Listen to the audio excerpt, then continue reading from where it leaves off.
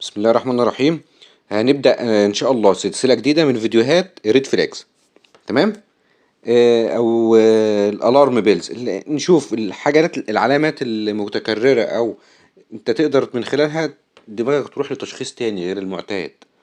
تمام، يعني مثلا النهاردة هنقول إيه؟ طفل صغير جايب علامات نزلة معوية، ترجيع وإسهال ومغص، واديته علاج مخفش ومتكررة كذا كل شهر تكرر معاه.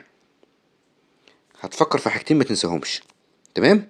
السكر نوع اول، خليه في دماغك، خليه في دماغك عشان مشهور والحالات كتيرة، وتكون دي اول اعراض الديكي ايه اصلا، وكمان يقول لك معاه ايه، الطفل بياكل وما ما بيبانش عليه.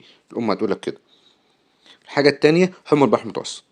الاتنين دول ما تنساهمش، خليهم معاك دايما في الطفل اللي عنده مغص وإسهال وترجيع ومغص شديد جدا ونوبات متكررة وبتتكرر كل شوية وملحوظ وما بيتخفش على أعراض النزل المعوية ومفيش سبب أصلا، يعني مفيش حاجة. فأنت ما تنساش التشخيصين دول، تايب 1 دايابيتس وحمى البحر المتوسط. شكرا.